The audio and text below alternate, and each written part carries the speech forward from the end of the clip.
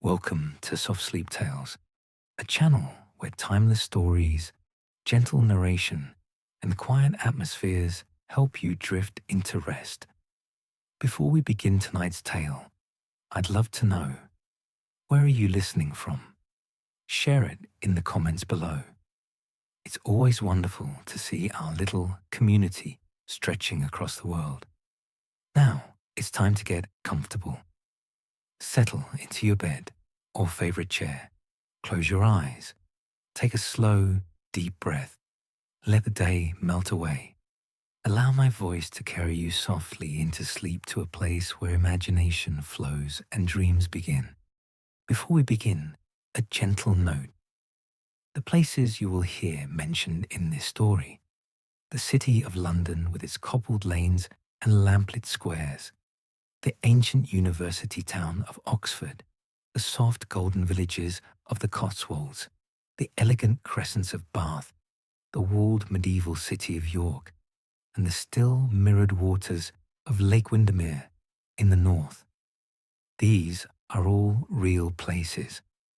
They exist today much as they did in the time of our story, carrying within their stones and fields the quiet memory of lives lived slowly and well. But Thomas Baker, the village milkman, whose journals we shall follow tonight, is a character of the imagination.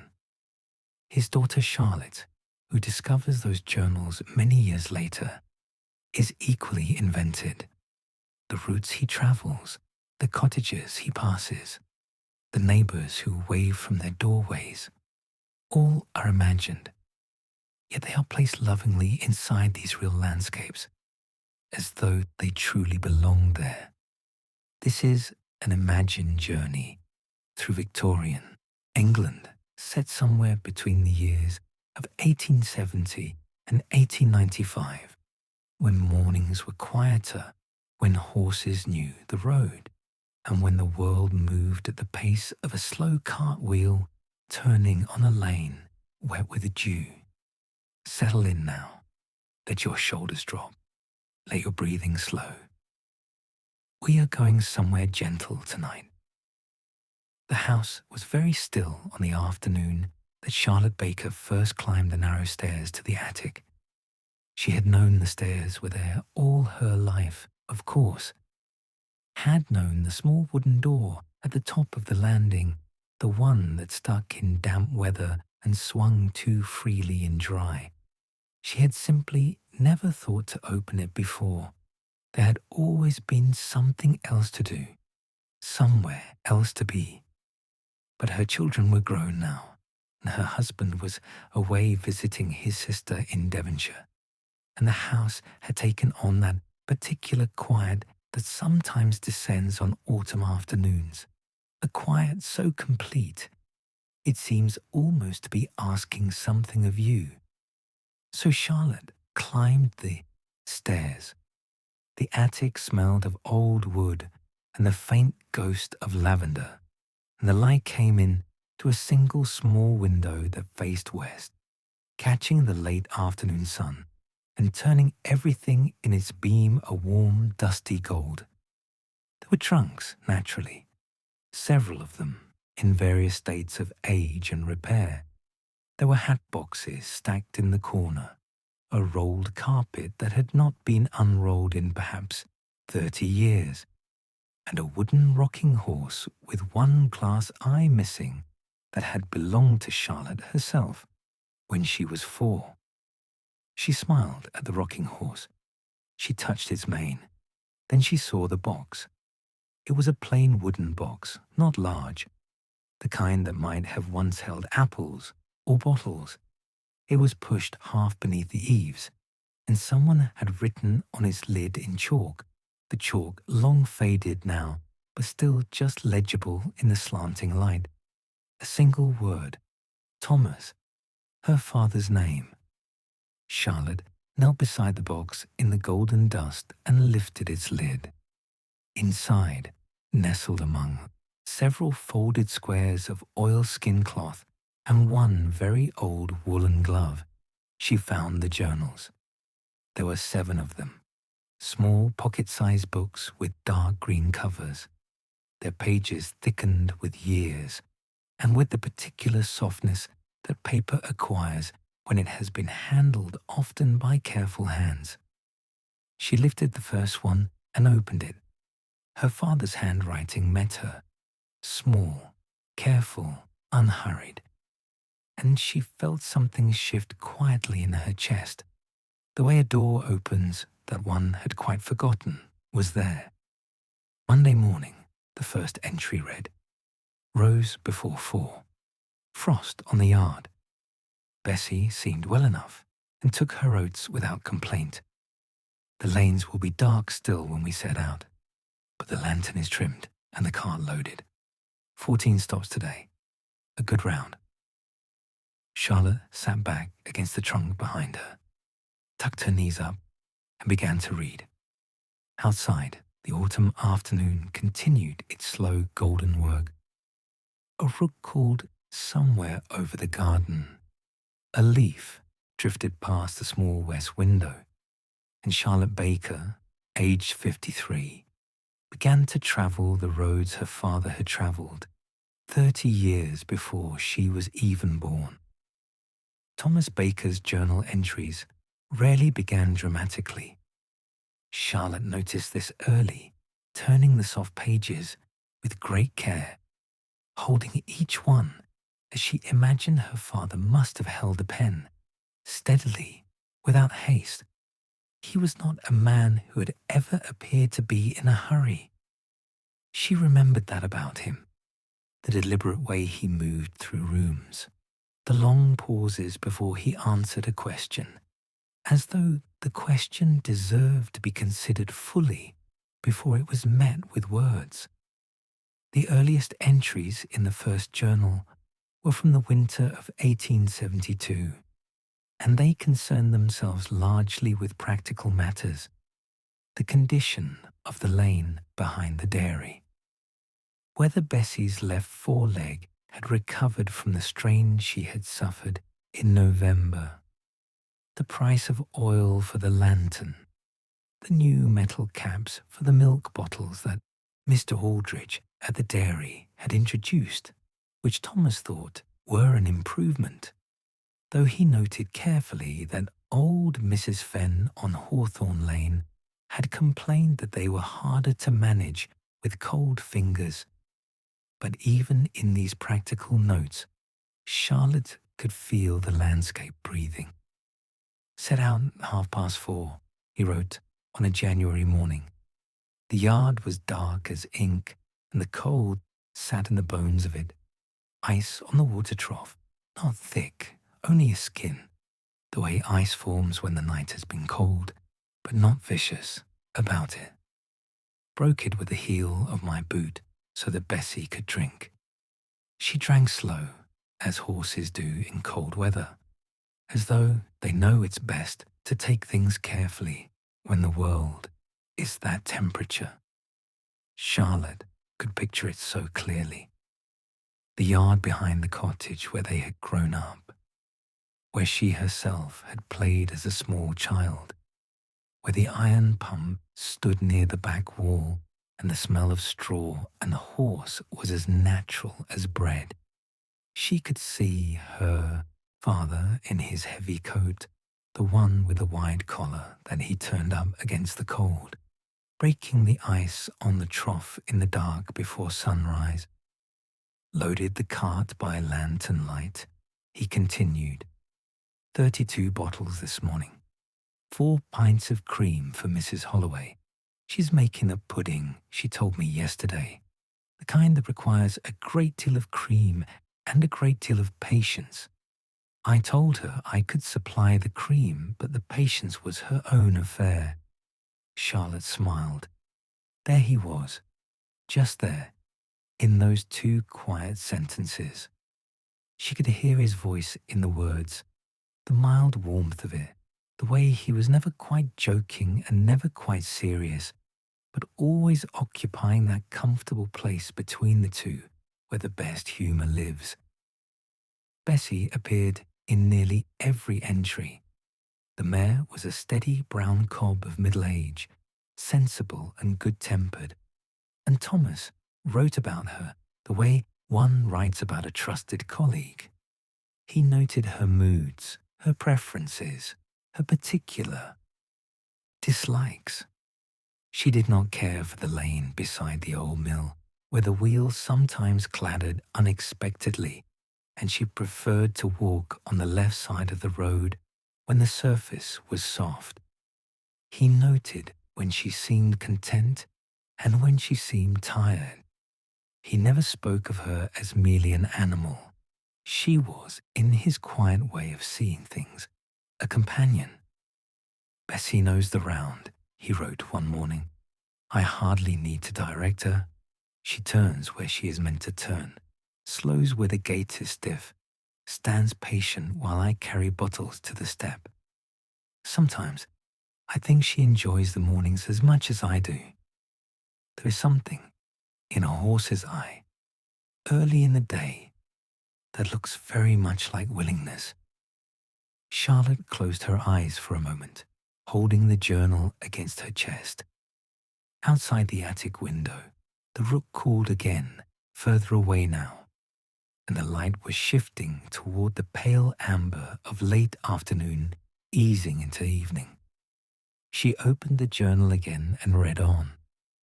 Thomas's second journal entry described his route in full for the first time, and Charlotte read it slowly, turning each sentence over as one might turn a smooth stone found beside a river. The route began, as it always did, at the dairy on the edge of the village of Kingham, a small village in the western reaches of Oxfordshire, not far from where the land begins to soften and fold into the gentle hills that edge the Cotswolds. From the dairy, Thomas would head east along the main lane for perhaps a quarter mile, then branch left onto a narrower track between two hedgerows, where the hawthorn met overhead in summer and made a green tunnel that Bessie seemed particularly fond of. The hedgerows in January are not beautiful in the way that June hedgerows are beautiful, Thomas wrote, but they have their own quality. The branches are bare and grey, and you can see through them to the fields beyond, and the fields are pale with frost, and the sky above the fields is the colour of pewter just before dawn begins to work at it. It is a quiet kind of beauty, the kind that doesn't ask you to admire it. Charlotte liked that observation very much. She sat with it for a moment. She thought of winter mornings she had known herself. The way the world at 5 o'clock in January is a world that belongs to no one in particular, that is simply itself, undisturbed and unhurried, going quietly about the old business of darkness becoming light. Her father had made that journey hundreds of times, thousands perhaps, and he had written about it each time as though it were worth noticing, as though each morning's particular quality of light or cold or fog was something that deserved to be recorded, held, kept. First stop, Hawthorn Cottage, he wrote. 2 pints for Mrs. Fenn, and 1 of cream, though she has told me she will not need cream after the 15th, because her daughter is visiting, and her daughter, apparently, does not take to dairy in any form. I have noted this. Mrs. Fenn herself met me at the door, which she does not always, only in cold weather, when she cannot sleep and rises early and finds the morning a better companion than lying awake. She had on her grey shawl, and she held a candle in a tin holder. The candle made a small warm circle on the step. She said, "Good morning, Thomas." I said, "Good morning, Mrs. Fenn." That was all, but it was a pleasant exchange. Charlotte thought of all the small exchanges her father must have made over the years. All the good mornings and how do you do's. The quiet words passed across doorsteps in the dark. the steady accumulation of hellos that make up an ordinary life. She had not thought about it before, had not thought about what his mornings must have contained.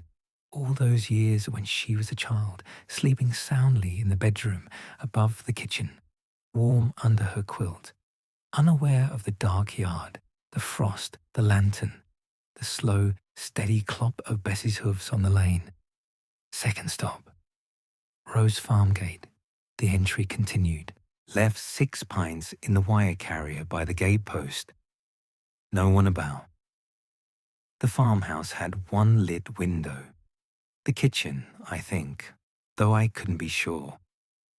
A cat was sitting on the wall beside the gate and watched me with the particular patience of a creature that has decided nothing in the world is worth rushing over. Charlotte smiled again. The cat on the wall. She could see it perfectly, could see the breath rising from it in the cold air, the tail curled neatly around the front paws, the slow blink that cats produce when they are entirely satisfied with everything and wish you to know it. She turned the page. One of the earliest long entries in the journal was dated the 4th of February, 1872, and Charlotte lingered over it for a long while. Her father had written it in the evening, she could tell. The ink was less hurried than his dawn notes, the sentences longer, the observations more fully formed, as though he had spent the day thinking about what he had seen that morning and was now ready to put it into proper words. There was a fog this morning, it began. Not the thin, uncertain kind of fog that sometimes sits over the lower fields and burns off before 6. A real fog. The kind that settles in for the morning and takes its time about leaving. It came up from the direction of the brook and spread across everything, so that by the time I had loaded the cart and brought Bessie round, I could not see the far hedge of the yard. Charlotte could feel the fog as she read it, could feel the particular muffled quality of a foggy morning, the way sound changes, becomes softer, more present somehow, as though the fog presses the world more closely together. Bessie didn't mind it, Thomas continued. She is a sensible creature and does not trouble herself over weather. I set the lantern on its hook at the front of the cart, and it threw a small globe of orange light into the grey, enough to see the road a few yards ahead. That was sufficient. Bessie knows the road, without seeing it, I think. She knows it the way a person knows their own house in the dark, not by looking, but by some inner map that has been drawn over time. The route that morning had taken Thomas south, toward the lower pastures, and then west along the river track to the cluster of small cottages at Long Meadow. These were the cottages Charlotte liked least to picture, she realized. Not because there was anything wrong with them, but because she had no clear image of them, had never been taken there as a child, and so they existed in her mind only as her father's words could build them. The river track in fog is a different road to the river track in any other weather, he wrote. The willows come right down to the bank on the left side, and in fog their trailing branches become grey shapes hanging. The river itself is almost invisible. You hear it more than you see it. A quiet running sound, very steady, very calm, as though the river has been practicing patience for a long time and has got rather good at it. Charlotte noticed she was breathing more slowly than usual. She was not sure when that had happened. The attic around her had grown dimmer as the afternoon progressed, but she had not thought to find a lamp, not yet. The light from the small window was still just enough to read by, a soft, fading light, the colour of old paper. The cottages at Longmeadow were barely visible, Thomas wrote. Only the lit windows gave them away, each one a warm yellow square floating in the grey. I counted them as I came along the track. 4 windows lit, 4 families already about their morning. I thought of the kettles that must be on, the porridge, the boots being pulled on near the fire. It is one of the pleasures of the early morning, seeing those lit windows. They are like small promises. Like small promises. Charlotte repeated the phrase softly to herself. She thought it was perhaps the most beautiful thing she had ever read in her life, though she was quite aware it had been written by an ordinary man about an ordinary morning, and that this was exactly what made it so. In the spring entries of 1872, Thomas began to mention the bakery more often.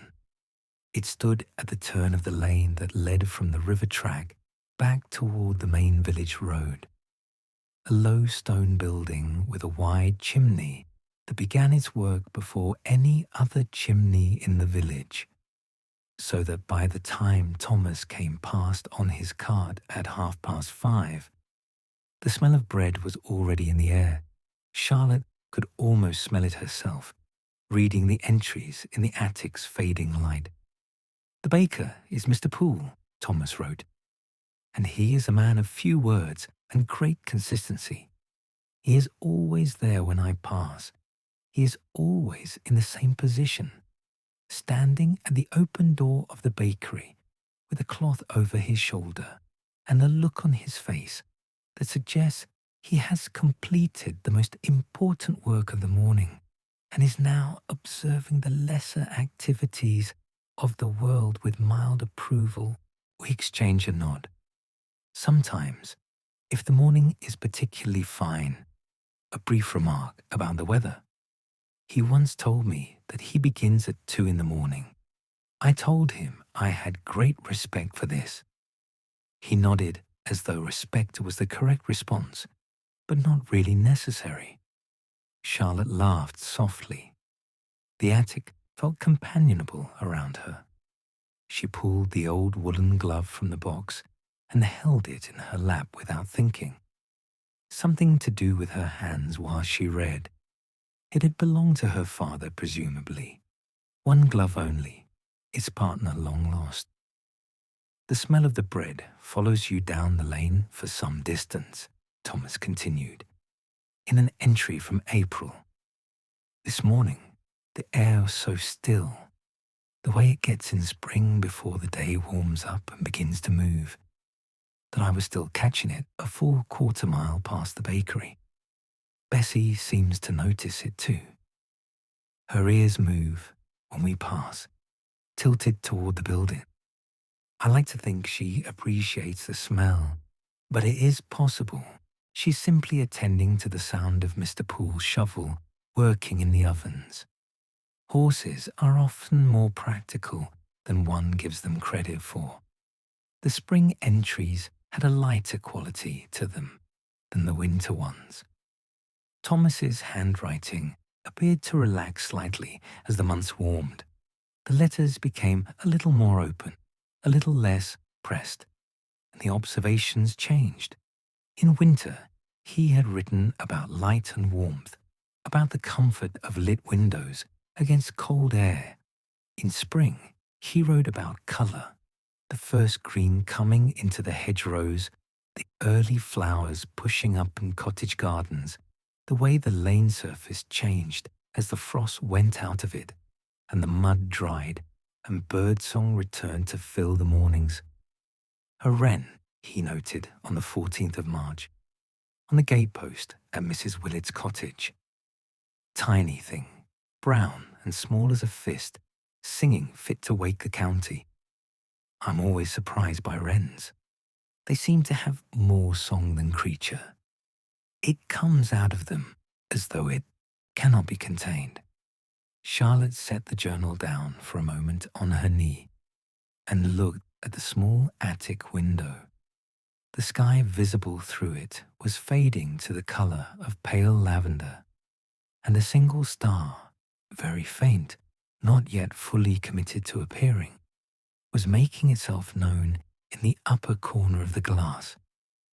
She could hear distantly the sound of the neighbour's garden gate, and then nothing, and then a soft settling in the walls of the old house as the temperature began to drop with the approach of evening. She picked up the journal again. The journal entries for June of 1872 recorded a longer delivery route than usual, one that took Thomas westward toward the edge of the Cotswold villages and back again in the course of a single long morning.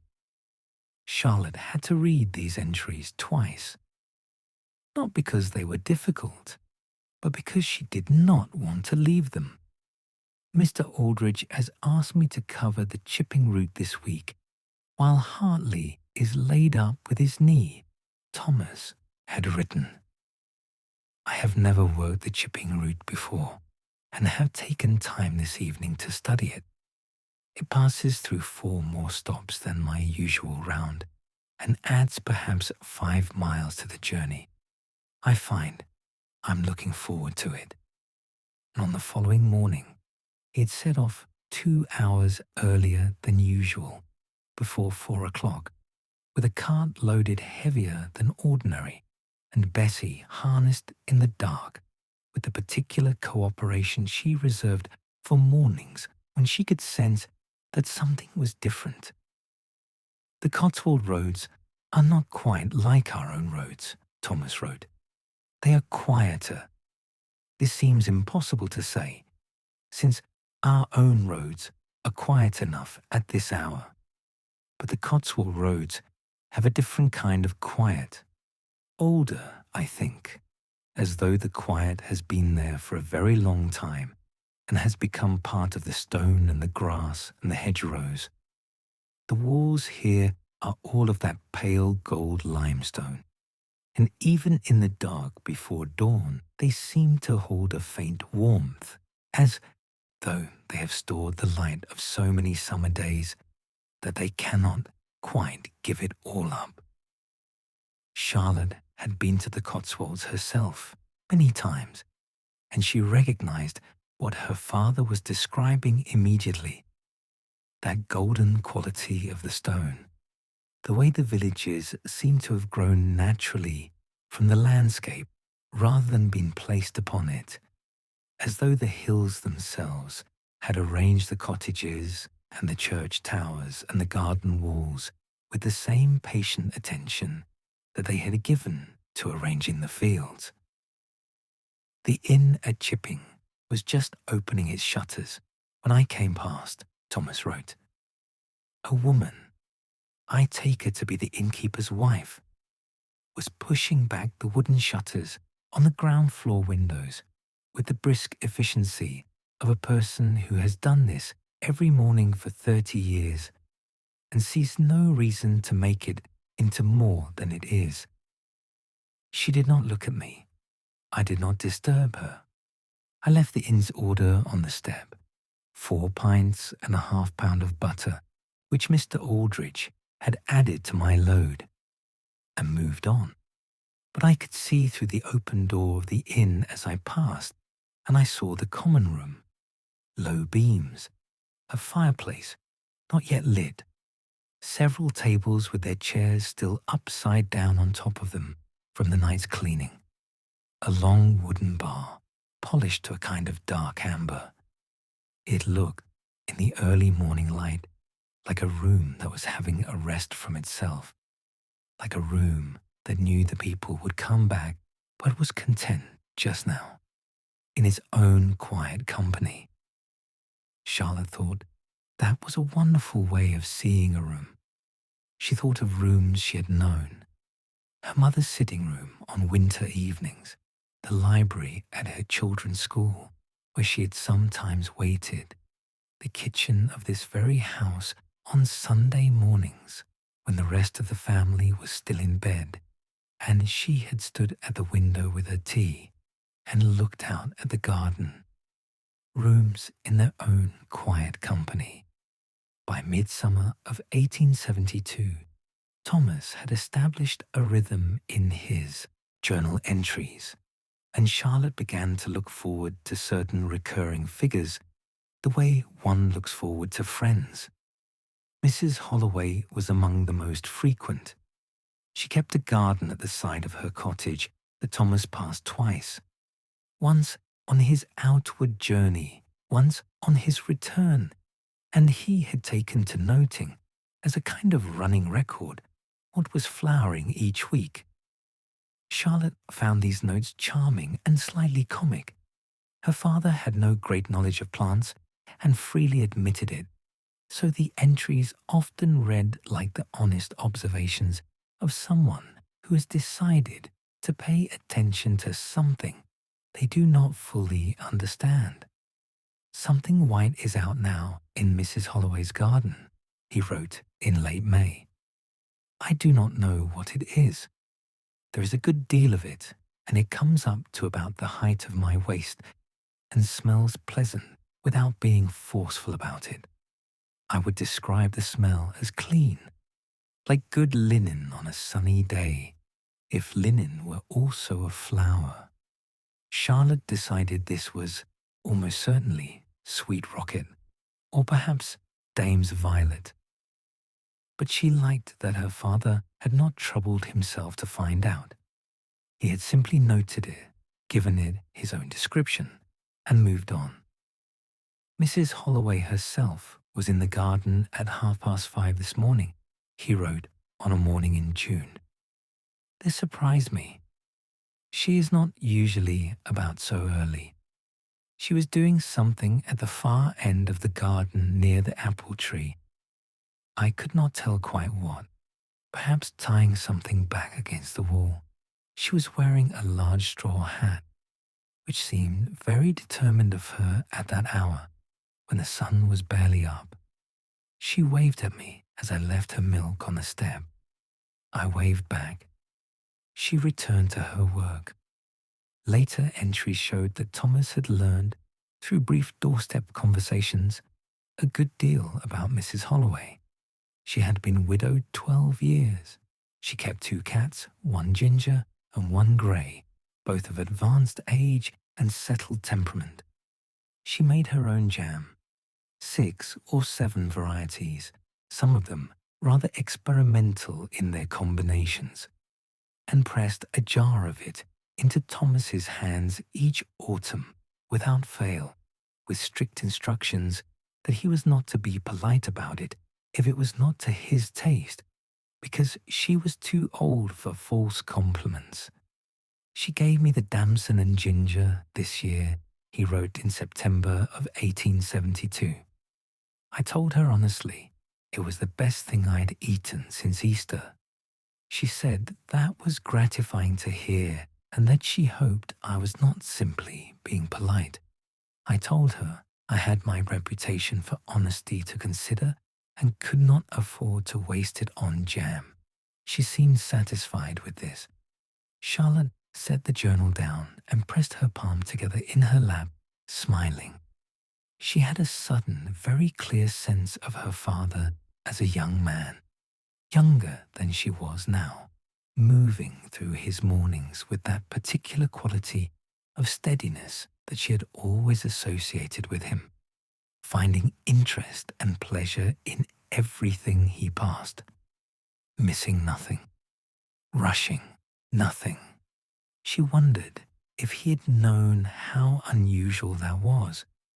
How many people pass through the world without once stopping to notice the small white flowers they do not know the name of, or the woman in the straw hat, or the warm light from the inn's common room, or the cat on the wall. She thought, probably, that he had not known, that for Thomas Baker, noticing was simply what one did. September came to the journals, and with it a change in the quality of the mornings that Thomas recorded with his usual careful attention. "The air is different now," he wrote on the 1st of September, "cooler at the edges. There is something in it that was not there in August, something that reminds you that the year is turning, has already begun to turn, and that the warmth is not a permanent arrangement, but a gift that is gradually being packed away. I do not find this melancholy. I find it interesting. Each season has its own quality of early morning, and I am fond of them all. But autumn mornings have a particular sharpness to them, a crispness at the back of the throat that wakes you very properly." Charlotte sat straighter against the trunk behind her. The attic was quite dim now. She would need to find a lamp soon if she was going to continue reading, and she thought she would very much like to continue reading. She did not want to stop. She had the feeling, irrational but insistent, that if she stopped, she would lose something, would emerge from the world of the journals too quickly, like surfacing from warm water into cold air. She decided to read a little longer in the remaining light. "The hedgerows are turning," Thomas wrote, on the 8th of September. "The hawthorn has gone red, not suddenly, but gradually over the last week or 10 days, so that one day I noticed that what had been green was now a dark red-orange, the berries weighing down the branches. The blackberries are done. The elder is hung with its dark clusters. I took a handful of blackberries from the hedge at the top of the lower field, where they are always the last to ripen, and ate them as we went along. Bessie turned her head and looked at me, I thought, with some curiosity. The morning mist came off the fields very slowly today," he continued. "By the time I reached the long meadow cottages, it was still lying thick over the lower ground, and the cottages stood above it like small ships, or like houses that had decided to become islands for the morning. The smoke from their chimneys went straight up in the still air, 4 grey threads rising and then dispersing above the mist. It was a picture. I wished I could paint, but I cannot, so I am putting it here instead." Charlotte found her eyes filling unexpectedly. She blinked. She was not sad, exactly. It was something else, the way you sometimes feel when you encounter a piece of beauty that has been preserved and offered to you across time, with great care and no fuss. He had put it here instead, 30 years ago, perhaps more, in a small notebook with a green cover. A milkman driving his cart along a misty September lane had watched the cottage chimneys rise above the fog and wished he could paint it. And because he could not paint, he had written it down. And the writing had sat in an oilskin cloth in a wooden box in an attic for 30 years. And now she was reading it in the fading light of an October afternoon, and the image was as clear as if she could see it from where she sat. "Thank you, Papa," Charlotte whispered. She was not sure she meant to say it aloud. November came, and with it the first snow.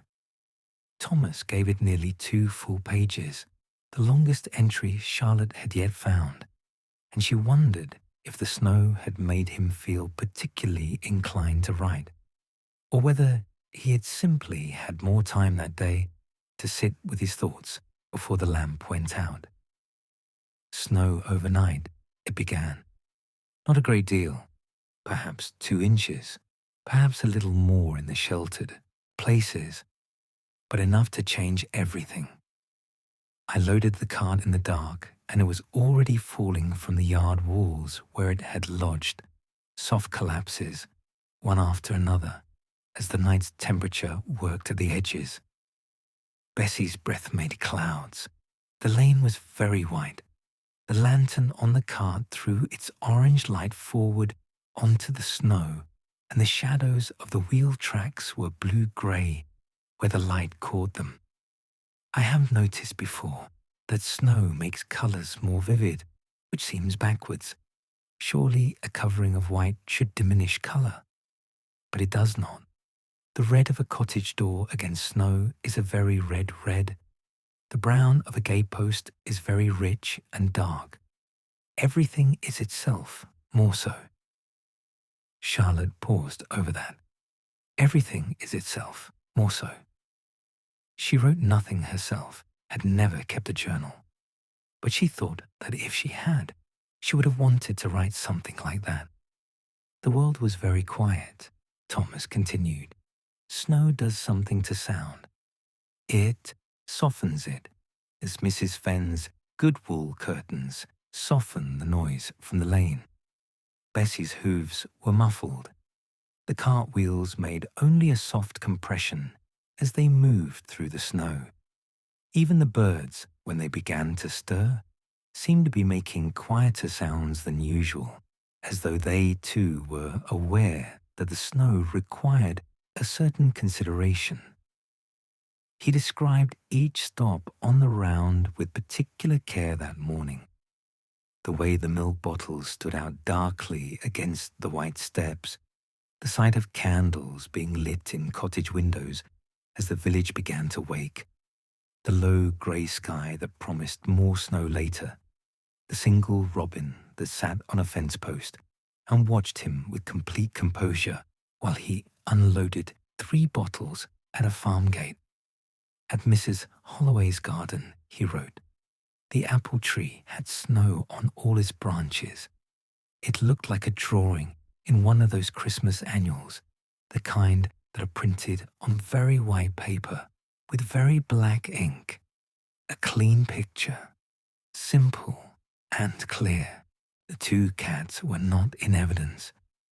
I expect they had the good sense to remain indoors. The last stop on the morning round is old Mr. Jeffcott at the end of Stone Lane.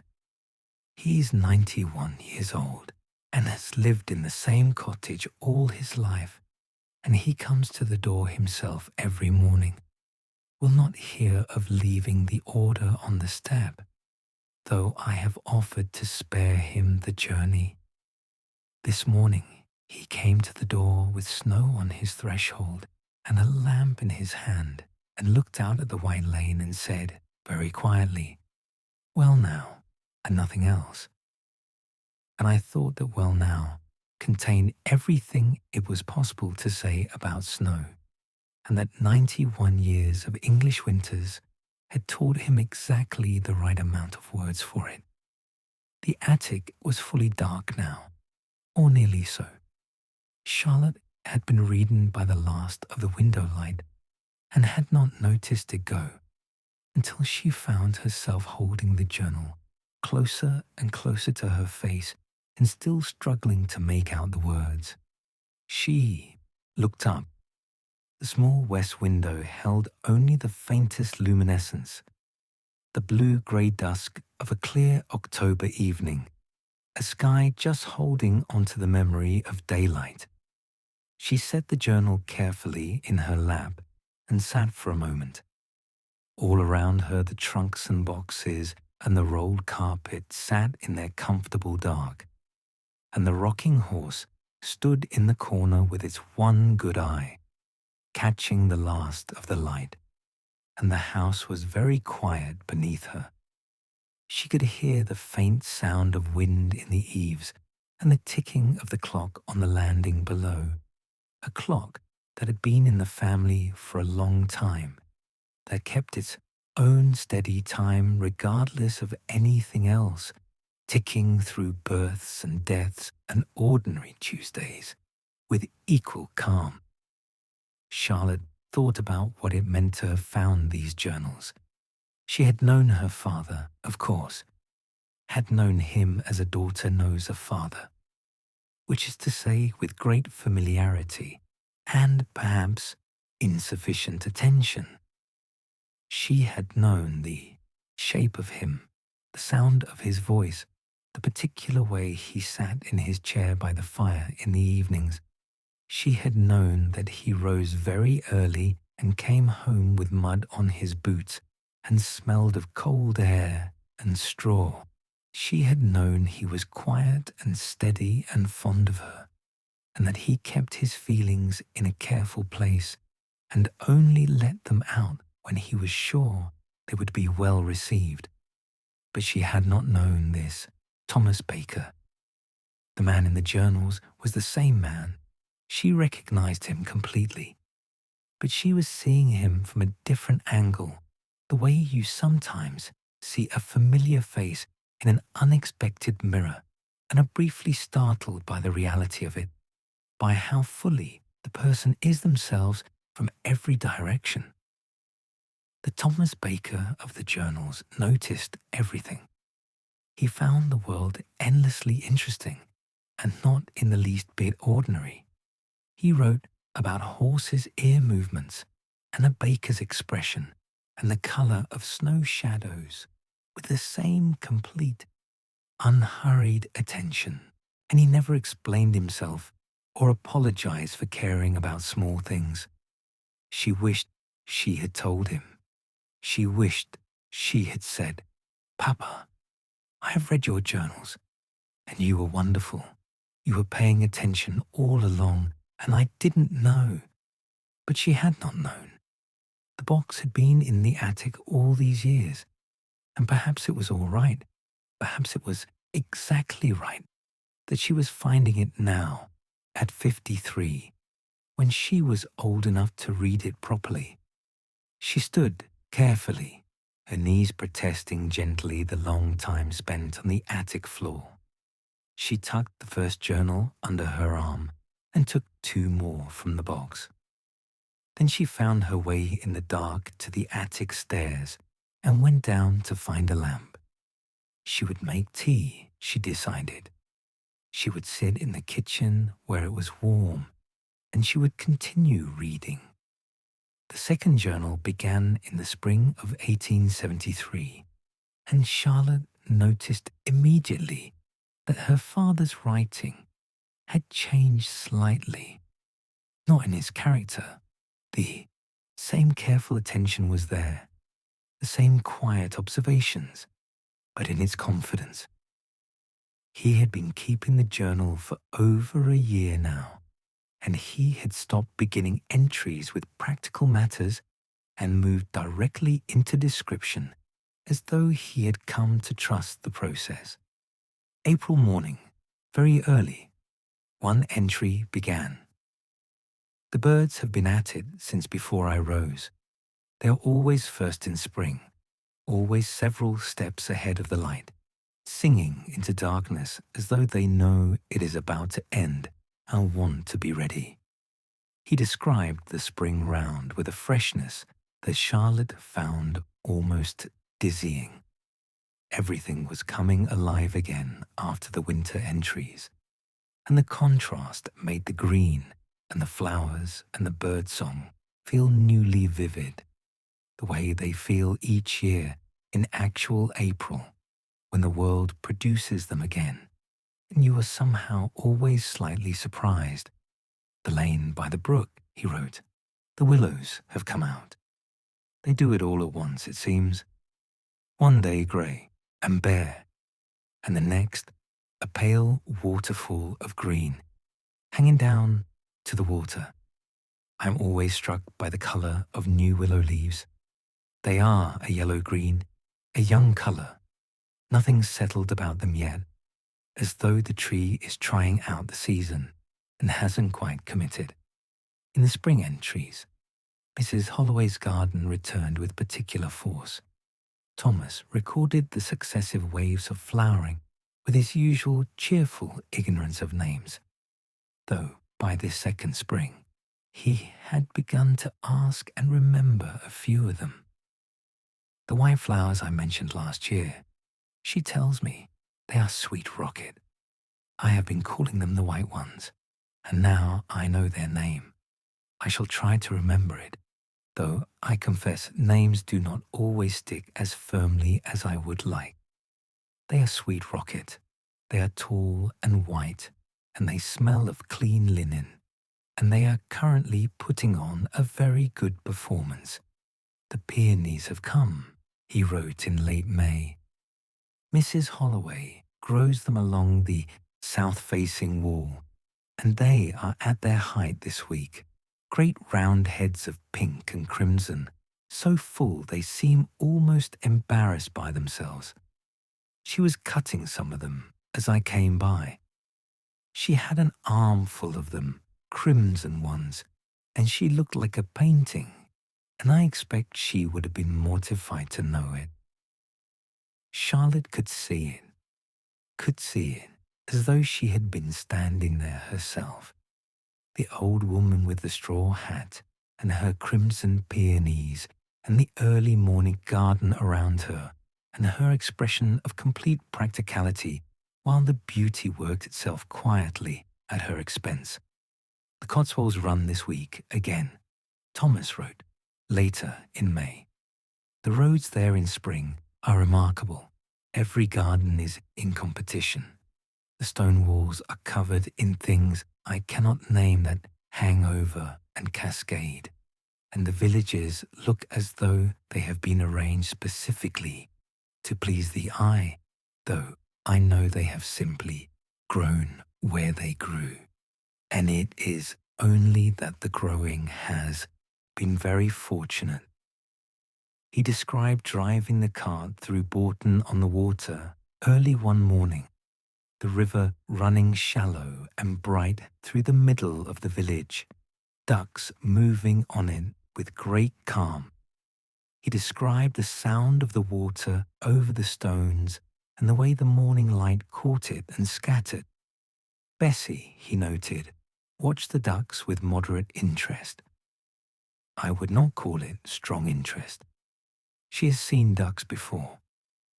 In the summer of 1873, Thomas made an entry that Charlotte found unexpectedly moving, an entry describing a journey into Oxford itself, not on the milk round, but on a Saturday afternoon when he had gone to collect some equipment for Mr. Aldridge.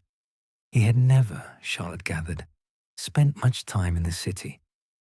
The university town was not his world, but he observed it with the same open attention he gave to everything, without self-consciousness, without any attempt to seem like a man who frequented cities. Oxford is a strange and magnificent thing, he began.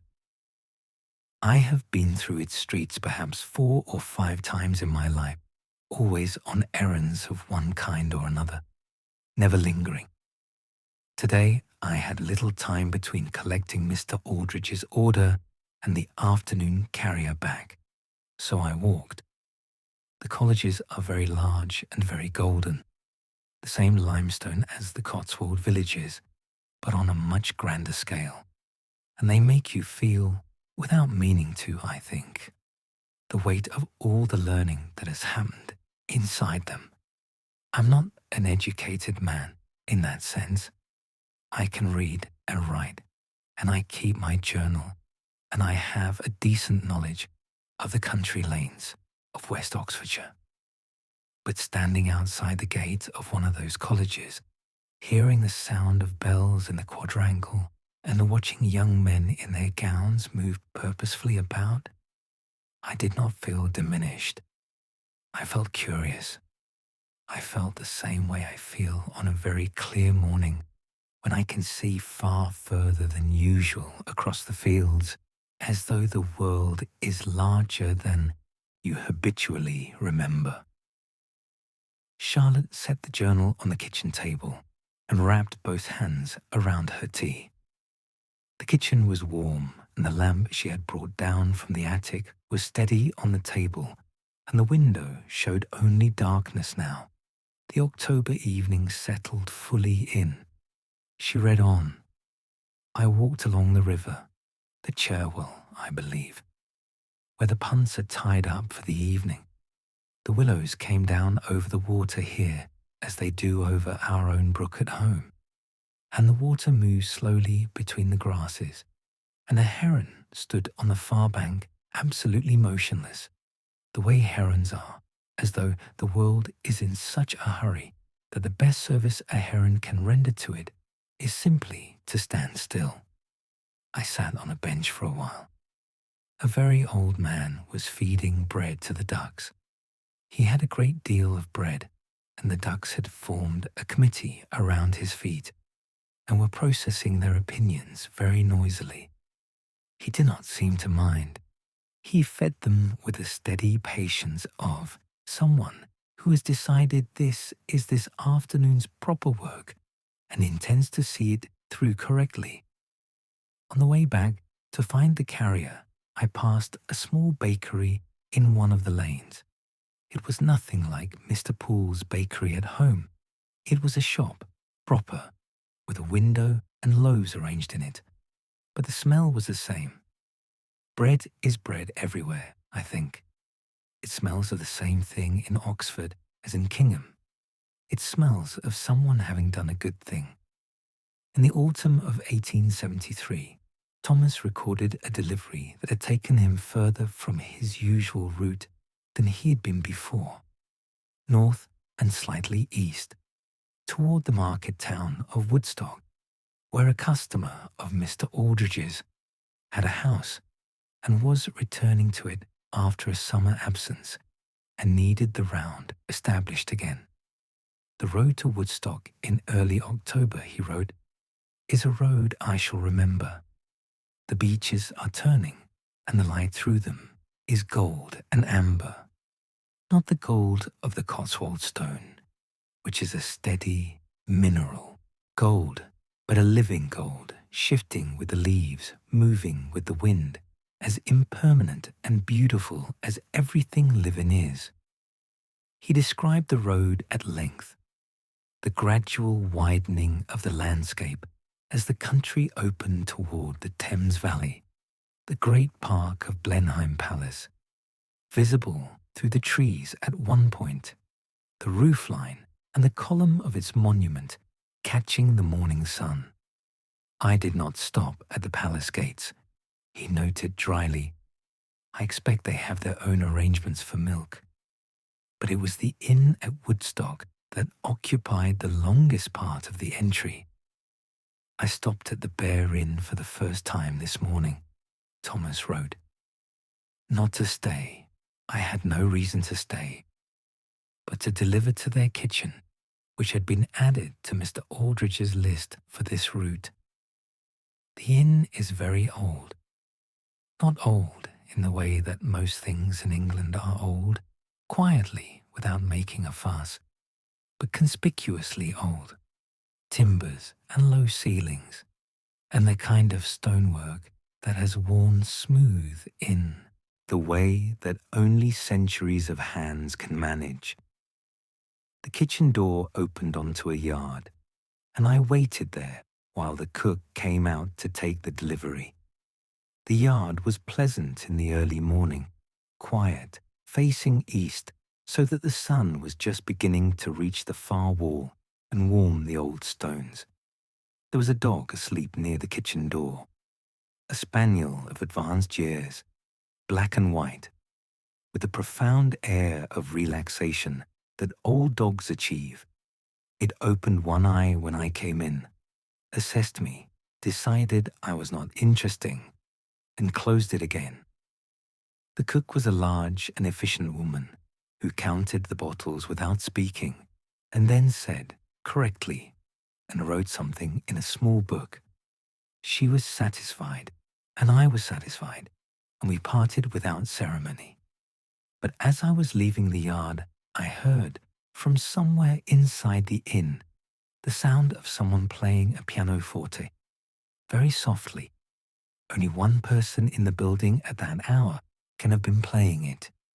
Perhaps a guest who could not sleep, or the innkeeper's family who practiced early to have the instrument to themselves.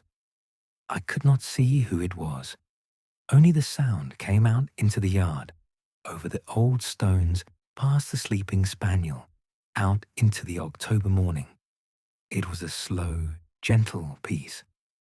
I do not know music well enough to say what it was, but I stood still for a moment and listened, and it was the most peaceful thing I had heard in a long time, perhaps ever. Charlotte looked up from the journal and listened to her own house, the clock ticking on the landing, the faint wind, nothing else. It was, she thought, also very peaceful. The third journal jumped forward 2 years to 1875, and Charlotte had to accept this gap without explanation. Her father had either not kept a journal in 1874, or the book from that year was somewhere she had not yet found. But the third journal opened with an entry that made her immediately glad to be in it. "Have come to Bath," it began, with no further preamble, as though her father had sat down to write at the end of a long and satisfying day, and had too much to record to spend time on preliminaries. "Mr. Aldrich has business with a dairy here, and I have come along to drive and to see what I could see. We came on the train, which Bessie need not know about. I have left her in Harris's care, and she will be perfectly well, but I confess to some faint guilt about leaving her, as I always do when I must." The entry was long, nearly 4 pages, and Thomas had filled it with his impressions of Bath, with the same mixture of honest observation and slight bafflement that he had brought to Oxford. "The city is built of the same limestone as home," he wrote, "but here it has been used on a scale that home does not aspire to. The great curved terraces, they call them, crescents and parades and rows, are very fine.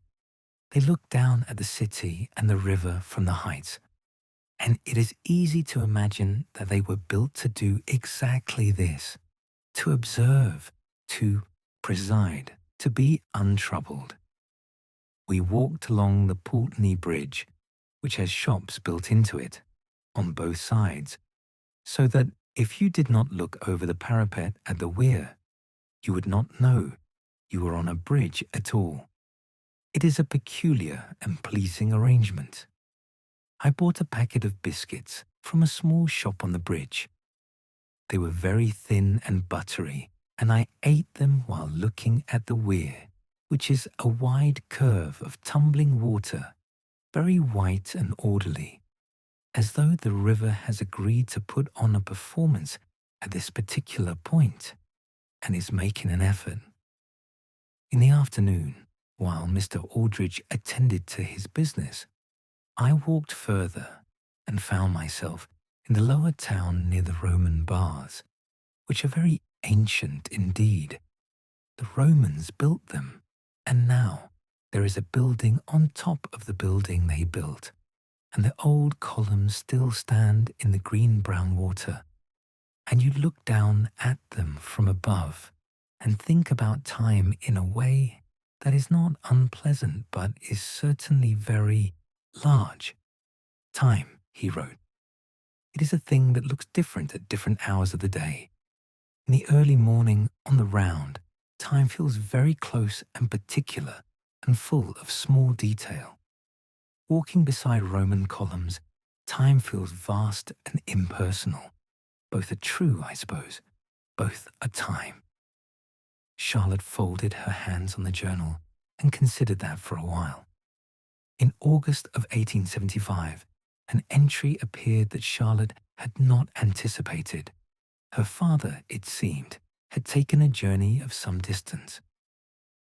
"Have come north," Thomas wrote, in handwriting slightly less neat than usual, as though he had written the entry on his knee on an unsteady surface. "Mrs. Baker's sister in Ambleside has been unwell, and we have come to see her for a fortnight. I have arranged the round to be covered by young Hartley's cousin, who is new to it but willing. and I have given him the very thorough set of notes I keep for exactly this purpose. Bessie has been left with Mr. Poole the baker, who has a field and is glad of the grazing. She will be extremely well fed. We arrived in the evening. The journey was long, but arriving in the Lake District in the evening of a fine late summer's day is an arrival worth the journey 10 times over. Lake Windermere from the road, as you come down from Kendal, is something I was not prepared for. The size of it. We have ponds and reservoirs at home, and rivers, and I know what water looks like. But this is a different proposition. The lake is long and wide, and lies among the hills, as though it has always been there, which it has, of course, but you understand what I mean. It lies there as though it belongs entirely to itself, and the hills have arranged themselves around it in agreement. The evening light was on it when we came over the rise, and it was the most extraordinary pink-silver colour, very still, the far hills reflected in it so perfectly that the water and the sky and the reflection of the sky were almost indistinguishable. I stood at the road's edge for a moment while the carriage went ahead. Mrs. Baker called back to me. I held up my hand to say, "One moment, just one moment," and I looked at the lake. I'm not a man who has seen a great deal of the world, but I believe I will not see anything more beautiful than this, and I find I'm content with that. It is a good thing to have seen. Charlotte was crying again, very quietly, without any self-consciousness.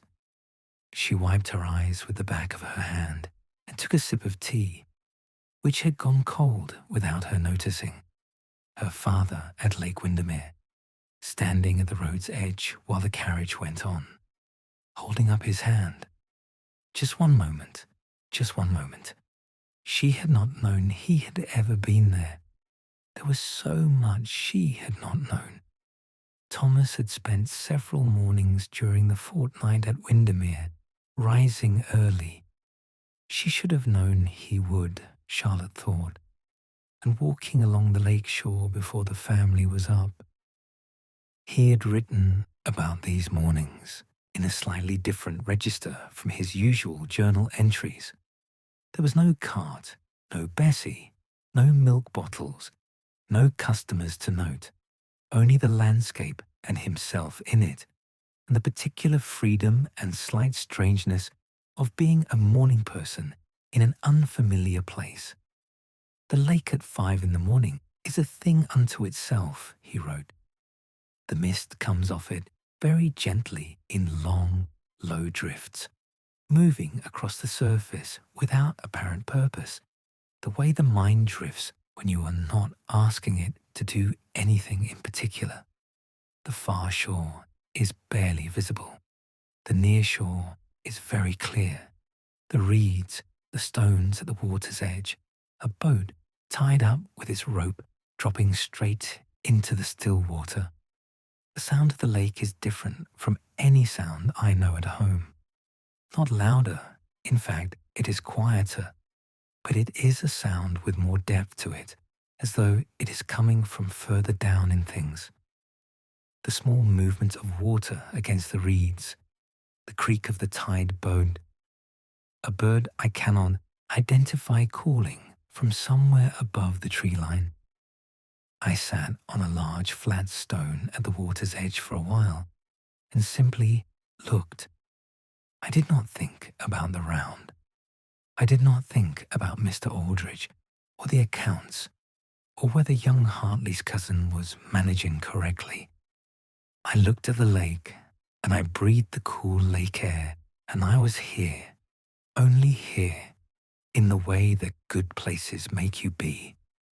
He wrote about the farms he had noticed on the far hillside, their white walls visible even at a distance, their small shapes set into the landscape with a simplicity that reminded him of the Cotswold farms, though the hills here were larger, steeper, and had a wilder quality, as though the land had not been entirely domesticated and did not intend to be. There are farms on the opposite shore that I could see only as pale shapes in the early light, he noted, and I found myself wondering about the people in them, whether they rise early as I do, whether they have their own version of the round, some daily repeated journey that takes them through the same lanes in the same order season after season, whether they stop, as I stop, to look at the morning. I think they must. I think you cannot live beside a lake like this without stopping to look at it regularly, as a matter of necessity, the way you must drink water and eat bread. It feeds something. On my third morning, I found a heron at the water's edge, he wrote later, standing on one leg in the shallows, its grey form very still against the grey of the mist and the grey of the early sky. We regarded each other for some time. It is difficult to outstare a heron. They have the advantage of having no apparent concerns whatsoever.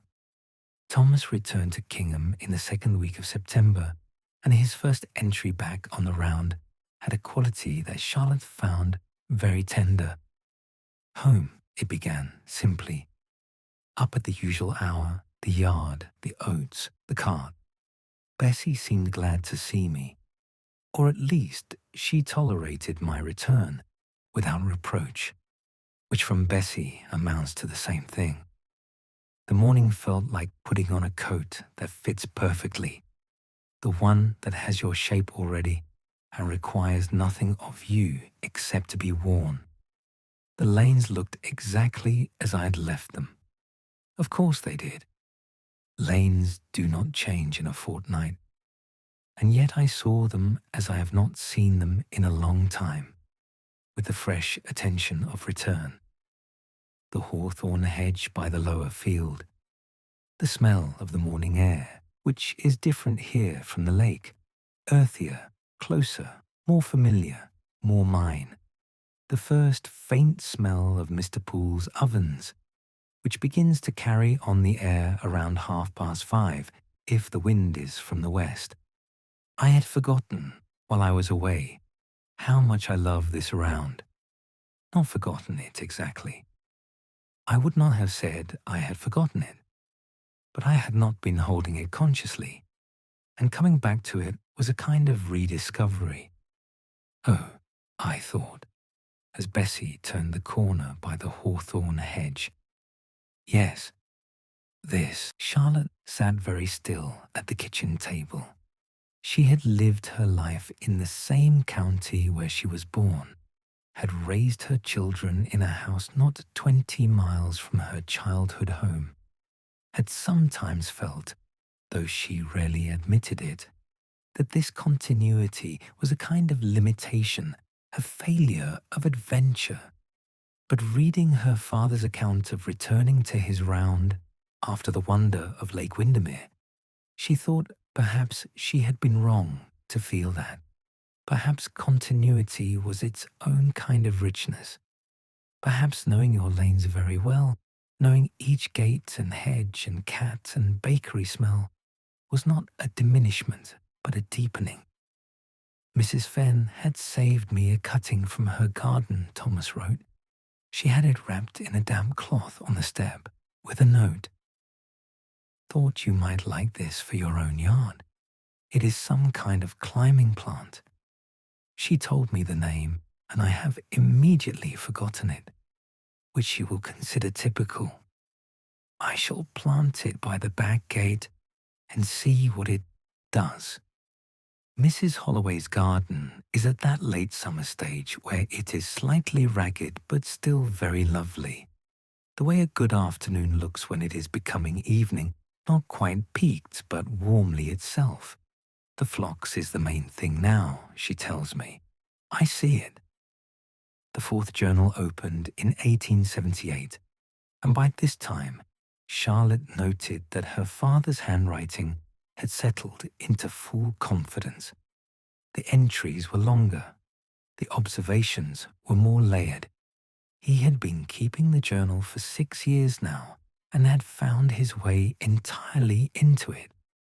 York, he wrote in June of 1878, have come on a long errand for Mr. Aldridge, who has dealings with a dairy supplier in the north and wanted a personal delivery made and personally received.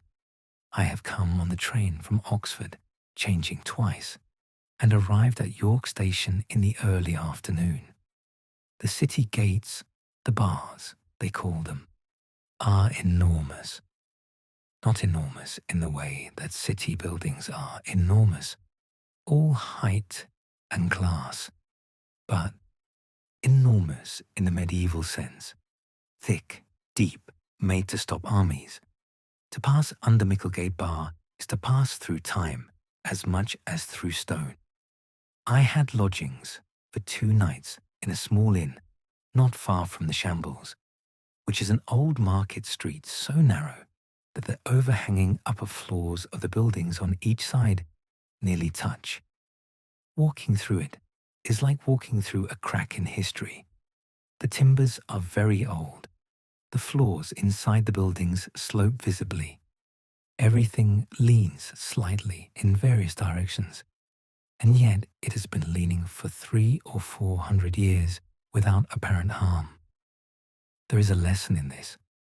The Minster, he wrote the following morning, requires its own entry, and he gave it one. Thomas had risen before dawn, of course he had, and walked from his inn to the great cathedral in the dark of the summer morning.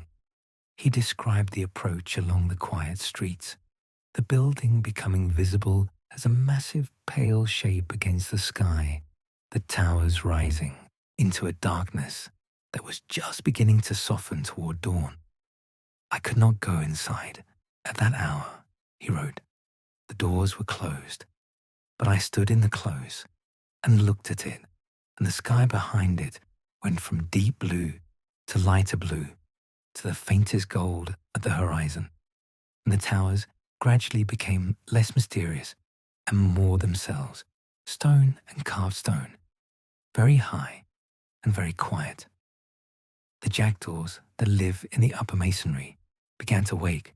Their calls echoed against the stone. I could hear from somewhere inside, very faint, the sound of the organ beginning, perhaps an early practice, or some morning office. The sound came through the walls as though the walls were breathing it. A cathedral, he wrote after a pause, does what all very large and very old things do. It makes you feel small without making you feel diminished. There's a difference, I think. To feel small beside a thing that is great is simply accurate. It is not unkind. Charlotte thought about her father standing before York Minster in the summer dawn, listening to the organ through the walls. She thought she would go to York. She had never been. She would go. Amid the extraordinary entries, the journeys to Bath and York and the Lake District, the visits to Oxford and the Cotswold villages, Charlotte kept returning to the ordinary Tuesday entries. There were many of them in each journal. Ordinary Tuesdays, ordinary Wednesdays and Thursdays, unremarkable mornings on familiar lanes, with familiar stops, familiar exchanges. She loved them most, she decided. Tuesday, Thomas wrote, on a morning in November of 1879. Cold, but not bitter. Clouds moving fast from the west. The kind that mean rain later, but have not arrived at it yet. Bessie in good spirits. The round normal. And then, because he was Thomas Baker, the description of the normal round. Mrs. Fenn had a new cat. Not new, inherited, she told me, from her niece who has moved to London and could not take it. The cat is grey, long-haired, and regards the world from a position of considerable suspicion. It was on the windowsill when I delivered, and it watched the milk bottles being placed on the step with an expression I can only describe as unconvinced. Mrs. Fenn says its name is Admiral. Mr. Poole had a new assistant this week, a young boy of 15 or 16, thin and earnest, who stood in the doorway while Mr. Poole nodded at me and seemed uncertain what to do with himself. He reminded me of myself at that age when I first began on the round with old Mr. Harris, before I took the round on myself. I wanted to tell him, "You will find your way into it. It takes about 6 months, and then one morning you will realize you have not thought about what you are doing and simply done it, and that is a very good morning." Rose Farm Gate, the usual 6 pints. The ginger cat was on the wall again. I have noticed that this cat favours the section of wall beside the gatepost, which catches the east sun first in the morning. This is very sensible. We have an understanding, the cat and I. It does not trouble me, and I do not trouble it, and we are both correct about this. Charlotte smiled into her cold tea. The lower field had standing water in the ruts from last week's rain. The entry continued. Bessie stepped around the worst of it, with the care of a person who knows that wet feet are an avoidable unpleasantness. I adjusted the lantern because the bottom end of the lane was muddy enough that I wanted to see it clearly. The willows were bare, November willows, hanging grey and fine, and they trailed their tips in the puddles on the lane. A robin sat in the willow at the gate to the river track and sang very seriously until I had passed. I felt I had been seen off in the proper manner. Total stops today, 14. Total bottles, 31. Cream, 6 half pints. Weather, increasingly grey by 10 o'clock. Home by 9. Kettle on. Very good. Charlotte looked up from the journal. The 6. Kitchen clock said 9:30. She had been reading for nearly 6 hours. She had not eaten since a light lunch. She found she did not care about this in the slightest. Charlotte made herself a proper cup of tea and a piece of toast with butter and sat back down at the kitchen table with the 4th journal. She was now somewhere in 1881, and she had noticed that the journal entries had become, gradually, more personal. The observations of the world remained, always they remained. But increasingly, Thomas included small notes about himself, his thoughts, his sense of the passing years, in a way that the earlier journals had not. He was, by this point, in his mid-40s. Charlotte worked it out. She had never known exactly when he was born, had thought of him as simply her father, which is a category one does not usually associate with a specific age. But in 1881, he would have been perhaps 45 or 46. A man in the full middle of his life, with the round established beneath him like good ground, and something of the long view beginning to enter his thoughts. "I have been thinking about time," he wrote, on a February morning in 1881. Not bath time, not Roman time, not the time that makes you feel small. Ordinary time, personal time, the way it moves. I have now done this round for 9 years. 9 winters, 9 springs.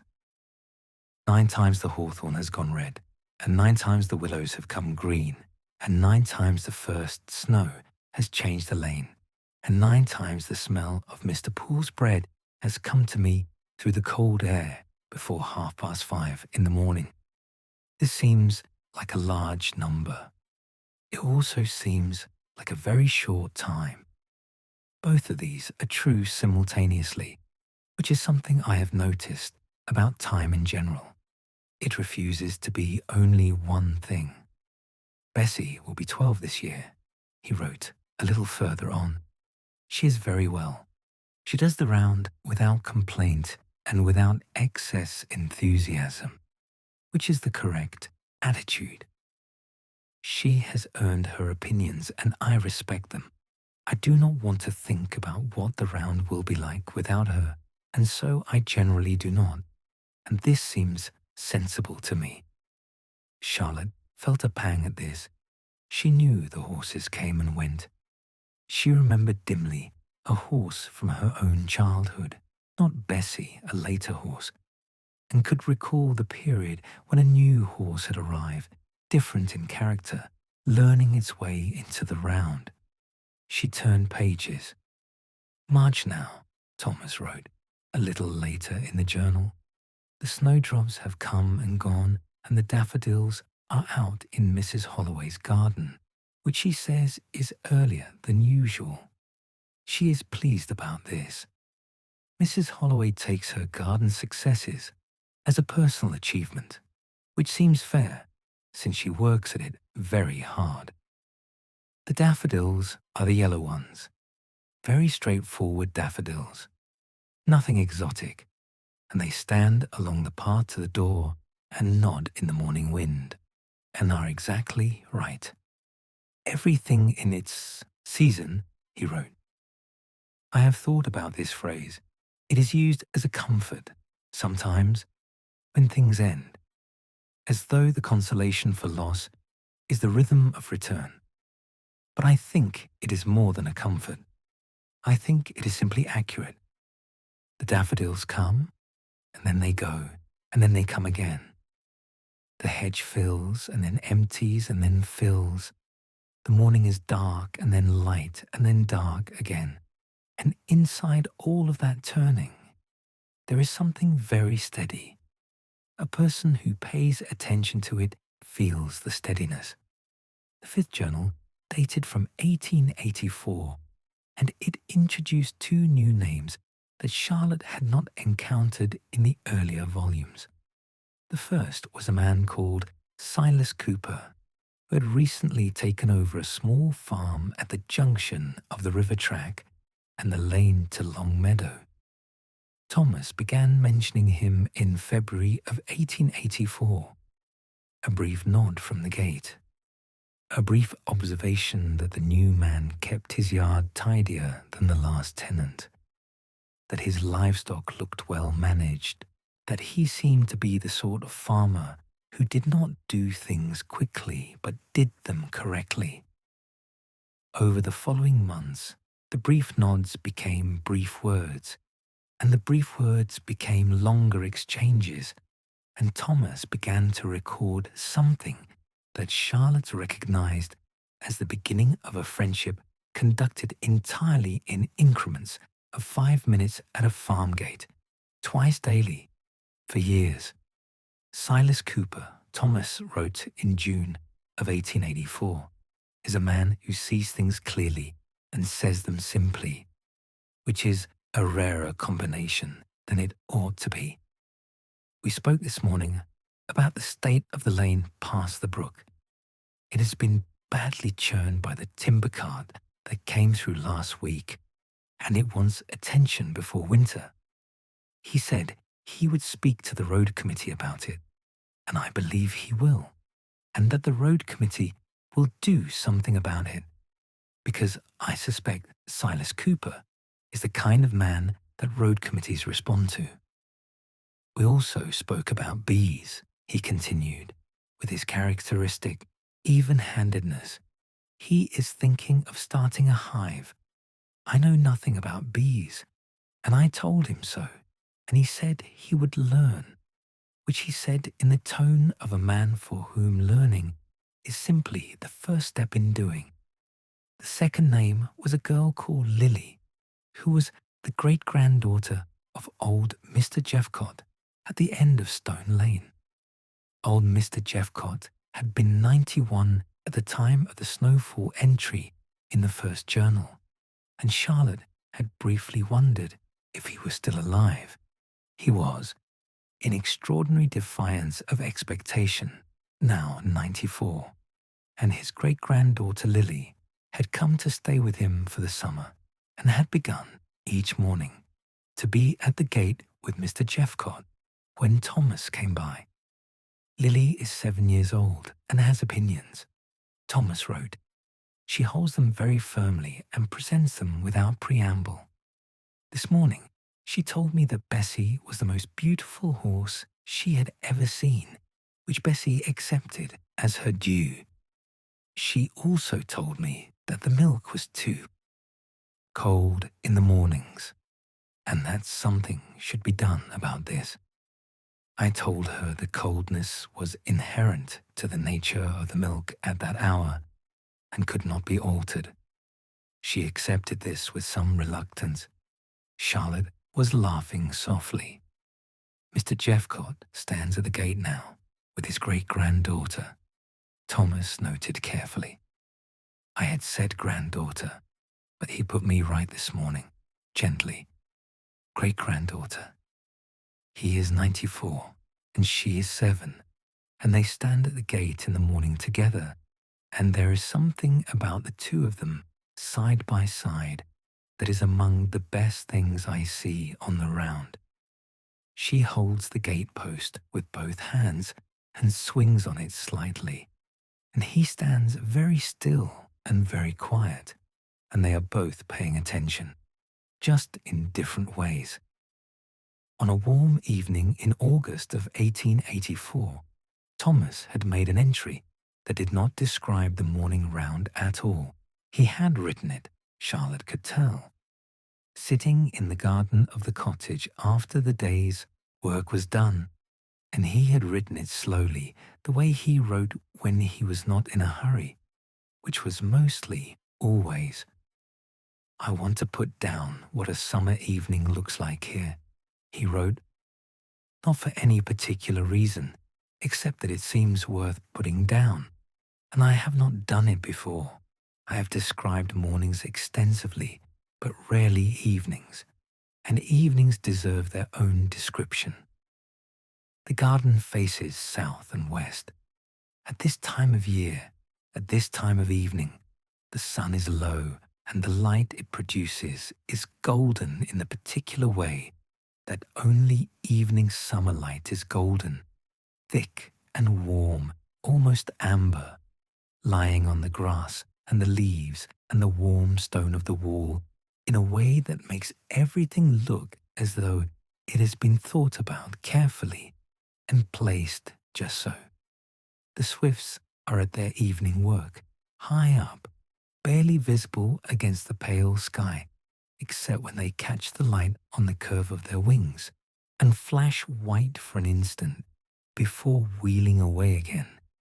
They make that high, thin cry that is one of the particular sounds of English summers, the sound that means the long evening, the slow day, the world at ease. Mrs. Baker is in the kitchen. I can hear the faint sound of her moving, a pot lid, a drawer opening and closing, the ordinary sounds of an ordinary evening, which are among the best sounds. Charlotte sat very still, her mother cooking in the kitchen, heard from the garden on a summer evening, preserved here in her father's quiet handwriting 30 years ago. The roses on the back wall are at their end now, he continued.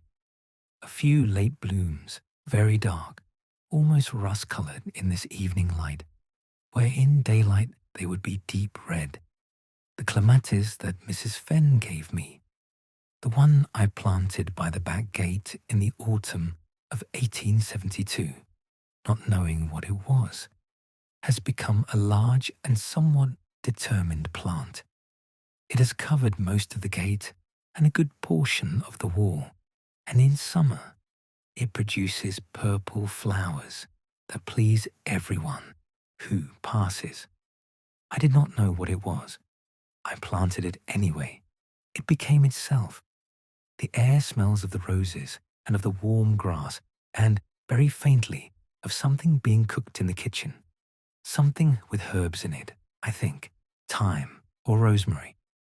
Beyond the garden wall, I can hear the lane, very quietly, the occasional far sound of a cart on the main road, the sound of somewhere going somewhere. But here in the garden, it is very still. A bat, he noted, as the final observation of the entry. Small and fast and erratic, making his way along the top of the wall in that manner of bats that suggests they are in a great hurry but cannot quite remember where to. The swifts will be gone soon. They leave before you have quite accepted that summer is ending. The bats will stay. Autumn bats, winter stars. There is always something. Charlotte did not go to bed at the ordinary hour that night. She read until past midnight, sitting at the kitchen table with the lamp trimmed low, wrapped in the throw blanket from the sitting room, her teacup refilled several times. The house settled around her in the familiar language of old houses at night, small creaks in the walls, the furnace cycling on and off in the basement, the clock on the landing marking the quarter hours with its steady voice. She read through the 5th journal and into the 6th. The 6th journal was dated 1887 through 1890, and by now the round had changed in certain ways. Bessie had been retired. There was a brief, careful entry about this, just 2 sentences. Bessie has gone to Harris's field. She is in good health, and the field is a good one, and she has earned it 10 times over. I shall visit her. And then, a line later, the new horse is a grey called Clover. She is younger and quicker than Bessie, and she will learn the round. She will not be Bessie. Charlotte had held her breath a little, reading that, but Clover appeared regularly in subsequent entries, and it was clear that she did learn the round, and that Thomas came to appreciate her in her own right, even as he continued to note occasionally that Bessie had done this differently, or that Bessie had preferred that. Bessie would have slowed here on her own, he wrote, on a wet morning in 1888. The surface is bad, and the lane bends. Clover kept her pace, and I had to correct her. She is young and willing, which is the same as saying she has not yet learned when willingness ought to become caution. This is something the years teach, if you let them. Old Mr. Jeffcott had died in 1886, mentioned in a brief and respectful entry. Mr. Jeffcott has died. He was 99 years old. He came to the gate every morning that he was able, and he stood very still and very quiet, and he was always there. I will miss him. But Lily, now 10, was still with her great-grandmother in the Stone Lane cottage, and she continued to appear.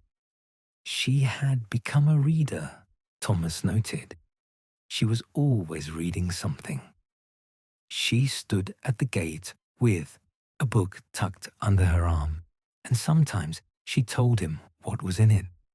Today she told me about a book set in India, Thomas wrote in 1888. She described it at some length. Jungles, she said, remarkable creatures, heat that is nothing like our heat. She seemed transported by it. I find I'm glad that she reads such things. I did not, at her age. I wish I had. Charlotte closed her eyes. A 10-year-old girl at a gate, telling a milkman about jungles. The milkman writing it down in his journal, because it seemed worth remembering. And it was. It was worth remembering.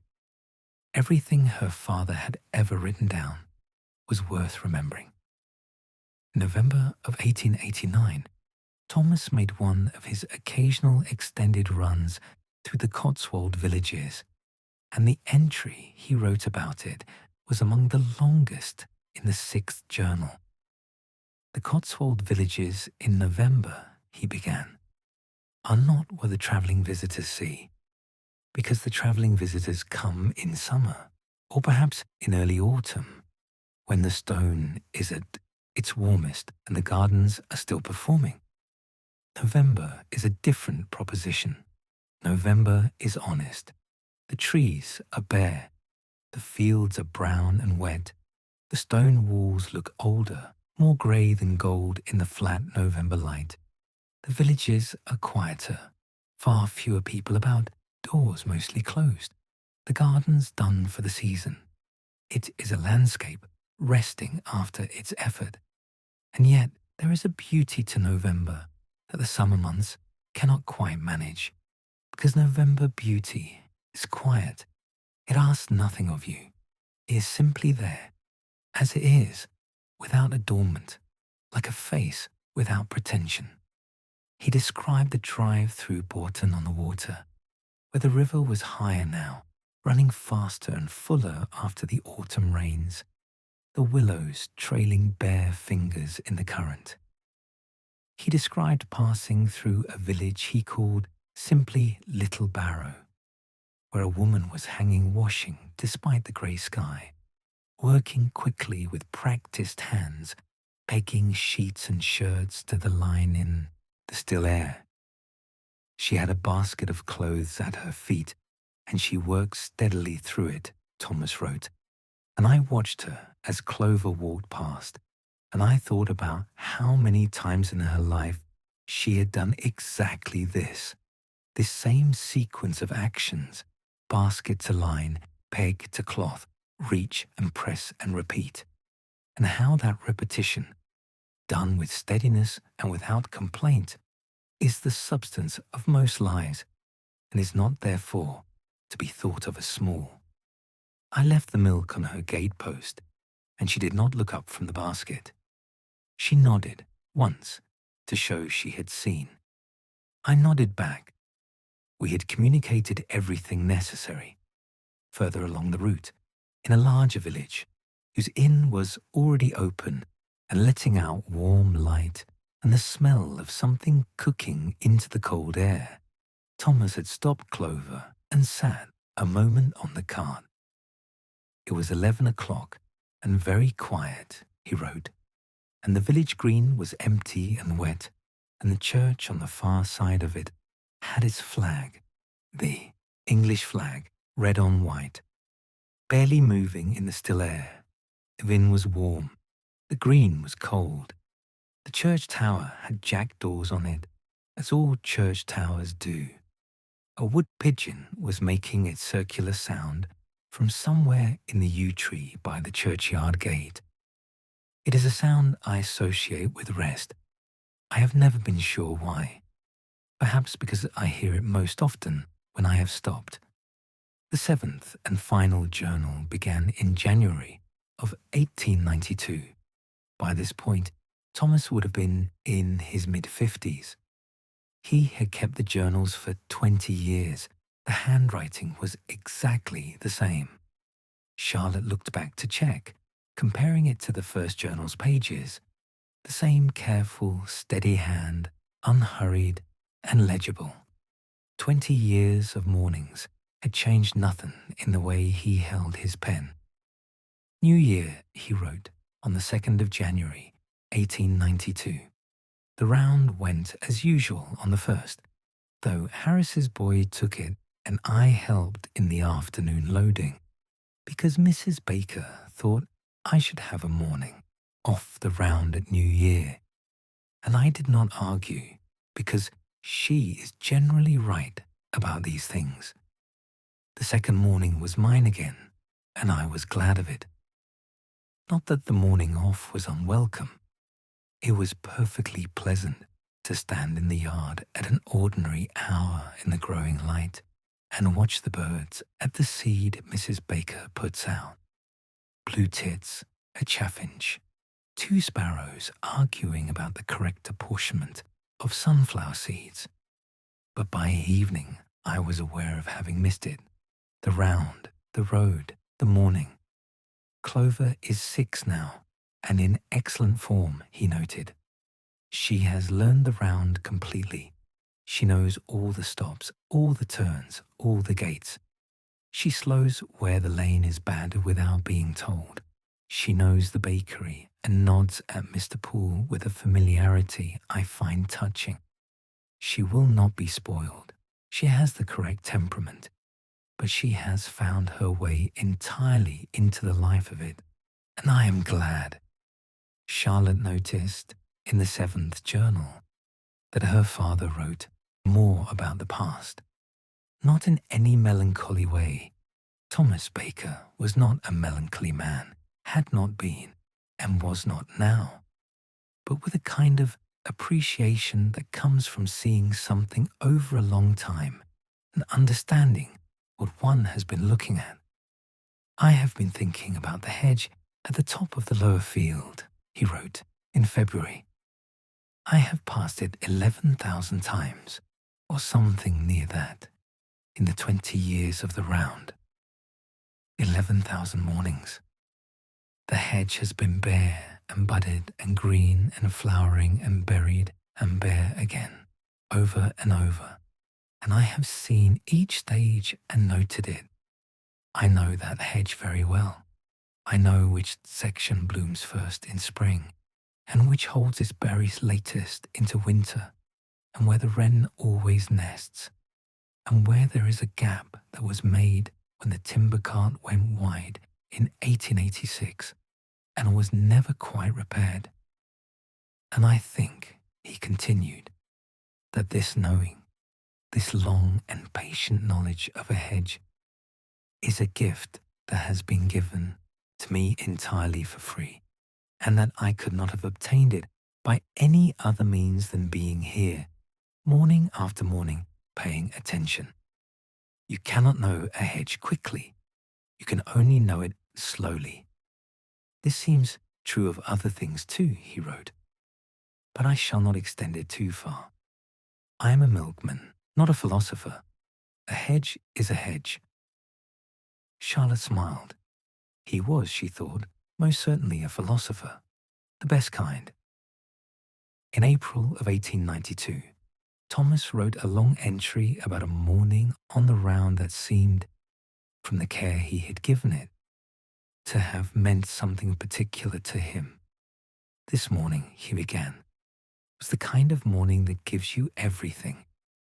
I set out at the usual hour in the dark. There had been rain in the night. I could hear it on the roof when I woke at 3:30, and the lane was wet and clean and smelling of it when Clover and I came out of the yard. The sky was clearing. The stars were still visible in the east, very bright after the rain, and there was a half-moon low on the horizon, giving just enough light to see the pale road ahead. By the time we reached the hawthorn hedge, the sky was beginning, very slowly in the manner of April, to lighten. Not to go light, not yet, but to begin the process, to acknowledge that the night was negotiable. A faint easing above the eastern fields. The birds were in it immediately. Blackbirds first, then thrushes, then the wrens, and by 5 o'clock the full dawn chorus was going. Every bird in the hedgerows and fields contributing something to the collective statement that the morning was arriving, and everyone was informed of this. I stopped Clover at the top of the lower field, he wrote. I do this sometimes. It is a good stopping place.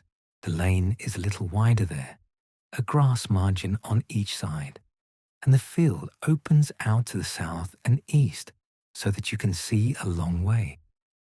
This morning, in the growing light after the rain, with the birds all singing and the smell of the wet earth and the half-moon still holding on, I could see the full long sweep of the valley, the lower fields, the brook glittering where the light caught it, the farms on the far rise, their white walls just beginning to show in the dawn, and above all of it, the sky clearing to a pale rose grey that was becoming more gold by the minute at the horizon.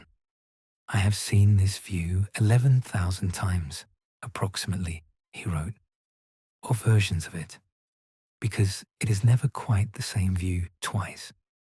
The light is always different. The season is always somewhere in itself. Today's low west moon and rain-washed air and full April chorus is not yesterday's view or last week's view or any previous view. It is today's. It is singular. I stayed for perhaps 5 minutes. Clover stood patiently, which is her way. Then we went on. 14 stops, 33 bottles, 2 pints of cream for Rose Farm. They are making a celebration cake, Mrs. Rose told me, for her husband's birthday. The ginger cat was on the wall. Mr. Poole nodded. Silas Cooper was at his gate for our usual morning exchange. The lane surface, the field condition, the coming weather. Mrs. Holloway was in her garden because it was a good morning to be in a garden, and she knows a good morning when she sees one. And that, Thomas wrote, at the end of the long entry, was the morning. It was a very good morning. They nearly always are. Charlotte had read through the night and into the early hours of the morning. She was not tired, or rather, she was tired in a way that felt pleasant, the way you feel tired after a long walk in good country air, a tiredness that is more like fullness than depletion. The lamp on the kitchen table burned steadily. Outside the window, the darkness had the particular quality of the hour before dawn, not quite the same darkness as midnight. Something in it had shifted, given the faintest hint of what was coming. She had reached the last months of the 7th journal. Her father's entries in the autumn and winter of 1892 were shorter. She could see that he was writing more carefully, more slowly, in a way that suggested his hands were perhaps not entirely as steady as they had been. But the observations were as precise as ever, the attention as complete. October, he wrote. The lane very beautiful, gold and amber and rust in all the usual places, and the light slanting through the beeches on the old road in a way that is the same every October and every year different. Clover does not look at it. She has other priorities. I look for both of us. Silas Cooper tells me the lower field will be left fallow this winter to rest, he noted. I think this is wise. Fields need rest. People need rest. Most things need rest. Mrs. Holloway has made quince jelly this year, for the first time. She presented me with a jar and watched me examine it. It is a remarkable colour, dark pink, almost coral, very clear, like something that should be in a jeweller's window rather than a kitchen cupboard. She watched me hold it up to the light and said, "Well, the colour is all very well. It's the taste that counts." I told her the taste was excellent, which it was. She nodded and said she thought perhaps she would make it again next year. High praise from Mrs. Holloway.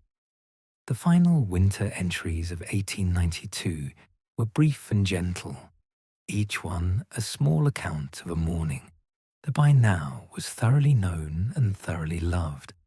Nothing dramatic, nothing unexpected, only the steady accumulation of ordinary beauty. December morning, very cold, Thomas wrote. Frost on every surface, very fine, like the world has been outlined with a careful hand. Clover's breath making clouds, my breath making clouds. The lane white, the hedges white, Mr. Poole's chimney already going, the smell of the bread already on the air. Mrs. Fenn met me at the door in her grey shawl, a candle in the tin holder, as she has done every cold morning for 20 years. Good morning, Thomas. Good morning, Mrs. Fenn. 14 stops. 31 bottles. Very good. Charlotte turned the page. There were 3 blank pages, and then, on the last written page of the 7th journal, in handwriting that was careful and slightly slower than usual, a final entry. January 1893. It read, "Have not been entirely well this winter, which I mention only to note that mornings look different when you have been kept from them. I went out this morning for the first time in 2 weeks, Harris's boy having managed in my absence. Clover seemed pleased to see me, in her way. The morning was cold, but very clear, very still, and the round felt like returning to myself. I do not know how many more journals I shall keep, perhaps many. I am not finished. But it seems right to note, here at the end of this one, that I have been keeping these journals for 21 years, and I have not regretted a single page of them. The mornings have been very good to me. The lanes have been very good. The villages and the farms and the hedges and the changing skies and the patient creatures who share the early hours with me. All of it has been very good. If anyone ever reads this, I hope they will have known something like it, a life with a round in it, a lane that is known, a morning that comes faithful every morning and finds you there." Charlotte pressed her hands flat on the open journal and held them there. Outside the kitchen window, the darkness was easing. Very slightly, very slowly, the garden was becoming visible, the shapes of the rose bushes near the wall, the garden gate, the old apple tree. Morning was coming. Charlotte did not go to bed. She made a fresh pot of tea, the good tea, the loose leaf, which she saved for occasions. And she sat at the kitchen table with her cup and all 7 journals stacked beside her, and she watched the garden come slowly out of the dark. First, the apple tree, its bare November branches becoming gradually solid and particular. Then the rose bushes, their dark canes. Then the wall, its old brick showing first as a long horizontal shape, and then, as the light continued its patient work, as individual bricks, each one distinct, the mortar between them visible in the growing dawn. Birds woke.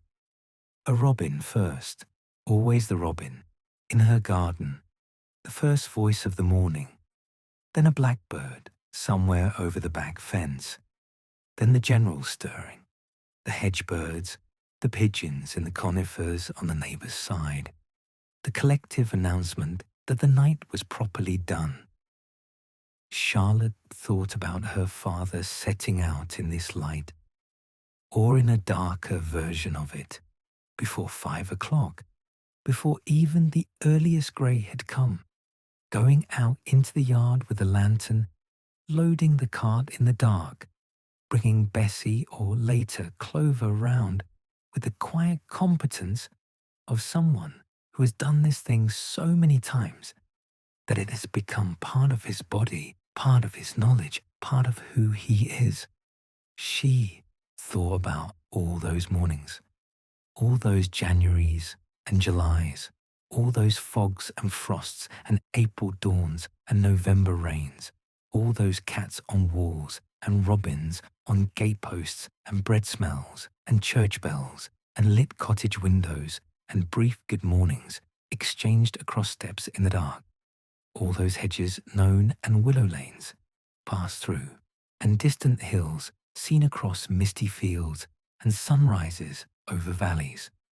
21 years of mornings, and he had written them down, and she was here at dawn with the journals beside her and her tea going warm in her hands and the garden coming slowly out of the dark, and she felt as though the distance between herself and her father, all those years, all that silence, all the ordinary failure to say what one means to say while there is still time, had been crossed quietly in the night, not erased, not healed exactly, just crossed. She was on the other side of something. She was standing where he had stood, seeing for the first time what he had seen all those years. The light continued to strengthen. The garden became fully itself. Grass, path, wall, gate. The old rose by the kitchen door. The bare wisteria on the south wall.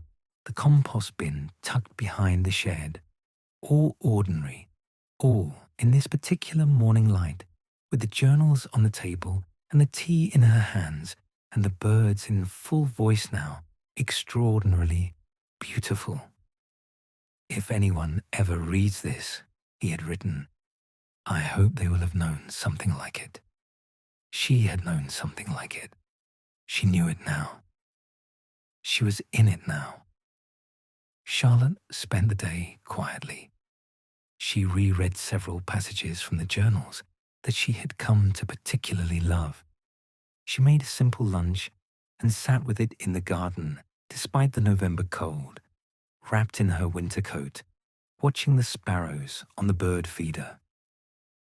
In the afternoon, she wrote 3 long letters to her daughter in Edinburgh, to her son in Bristol, to her husband in Devonshire, telling each of them about the journals, telling each of them what she had found. She did not try to summarize it. She just said, come and read them. Come when you can. You should read what your grandfather wrote.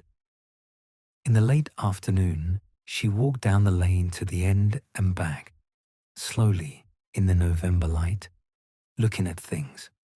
The hedge along the lane, thinning now at the end of autumn, its berries mostly stripped by birds. The old stone wall of the farm field on the right, its lichen and moss visible now that the leaves were down. A wood pigeon on the telephone wire, round and grey, entirely self-possessed. She stopped at the corner and looked down the lane where it bent south, the way it always bent, the way it had bent for centuries before she was born, and would bend for centuries after, carrying the morning light around its curve, the way lanes always do, patiently, without any instruction. She thought about her father turning clover at this very corner, or one like it, on a winter morning, lantern lit, breath visible. The round begun again. She stood there for a moment, just looking. Then she walked back to the house. The kitchen was warm when she came in. She left her coat on the hook by the door and filled the kettle and set it on the stove and heard it begin its slow work. The small tremor of the water beginning to heat, the tick of the element, the silence that precedes the sound. She sat at the table and looked at the 7 journals, stacked carefully where she had left them. She thought she would read them again, perhaps in the winter, slowly, 1 per month. She thought she would copy out her favorite passages into a notebook of her own, the way her father had copied the image of the lake and the fog and the October lane into his notebooks so that they could be kept. She thought she would visit York. She thought she would visit Lake Windermere. She thought she would walk through the Cotswold villages in November. When they are honest, then kettle began to hum. Outside the window, the November evening was settling in, the sky going from pale grey to a deeper grey, the garden growing dim and soft-edged in the fading light, the first lit windows appearing in the houses along the lane, each one a warm yellow square, a small promise, as her father had said, as her father had written on a winter morning in 1872, on a lane in West Oxfordshire, with a lantern and a horse and a notebook in his coat pocket. Small promises. Charlotte made her tea. She sat down. She opened the first journal again at the first page. Monday morning, it read. Rose before 4. Frost on the yard. Bessie seemed well enough. She settled into her chair. The evening deepened around the house. The clock on the landing ticked its steady way through the quarter hours. The lamp burned warm and low. It is very quiet now. The journals are on the table. The lamp is low. Outside the window, the November night has come fully in, gently, as November nights do without announcement, simply arriving when the light is done, settling over the garden and the lane and the fields beyond the lane with the same patient steadiness that evenings have always had. The garden is dark now. The apple tree is only a shape. The wall has gone back into the general dark. Somewhere beyond the garden, far off, there's the sound of an owl. Very quiet, very distant, barely there. The sound of the night going about its own business. Charlotte has closed the journal. She is sitting in her chair, her tea long gone cold, her hands in her lap, her eyes growing heavy in the way that eyes do when the day has been full, and the warmth is close, and the mind has been well occupied, and is ready now to rest. She is thinking of her father on a winter morning. She is thinking of the lantern on the cart, throwing its small orange globe forward into the dark of the lane, of Bessie's breath, making clouds, of the frost on the yard, and the sound of the milk, bottles, glass touching glass, very softly, as Clover moves, very gently, the cartwheels turning on the wet lane. She is thinking of Mrs. Fenn at her door, with the candle in the tin holder. She is thinking of the bakery, and the smell of bread in cold air. She is thinking of Mr. Jeffcott at 99, standing at his gate, very still, looking at the white lane and saying quietly, "Well now," and nothing else. She is thinking of the willows at the river, bare in winter, hanging grey and fine, their tips trailing in the puddles, of the cottages at Long Meadow, standing above the morning fog, like small ships, of the chimneys sending their grey threads up into the still air. She is thinking of Lake Windermere, pink silver in the evening light, the hills reflected in it perfectly, the distance between water and sky dissolved. She is thinking of York Minster in the summer dawn, the organ coming through the walls, the jackdaws calling from the masonry, the sky behind the towers going from deep blue to the first gold. She is thinking of the long golden Cotswold lanes in autumn, the stone walls holding the warmth of old summers, the villages growing quietly from the landscape as though they have always been here and intend to remain. She is thinking of the robin on the fence post. She is thinking of the cow on the wall. She is thinking of Mrs. Holloway's garden, the peonies in June, the quince jelly dark pink and clear as a jewel held to the light. She is thinking of Silas Cooper at the farm gate, and Lily with her book tucked under her arm, and young Clover learning the round, and old Bessie eating her oats in the morning dark without complaint. She is thinking of her father, standing at the road's edge above Lake Windermere, holding up his hand. Just one moment. She is thinking of all those mornings, all that attention, all that steady, patient love for ordinary things, all those pages. The lamp flickers very slightly in the warmth of the room and settles. The clock on the landing marks the half hour, its low, soft note. The owl, far off, calls once more, and then is quiet. The night is full and deep and still. Somewhere in the dark countryside, beyond the houses and beyond the lanes, Beyond the bare November hedges and the wet fields and the distant sleeping farms, morning is already being prepared. It is always being prepared somewhere. The slow tilting of the world back toward the light. The darkness before 5 o'clock. The frost on a yard. A horse knowing the road. But that is for later. For now, the evening is here. The house is warm and quiet. The journals are on the table, all 7 of them. Their green covers soft with age, their pages full. Let your breathing slow. Let your hands rest where they are. There is nothing to do now. Nowhere to go.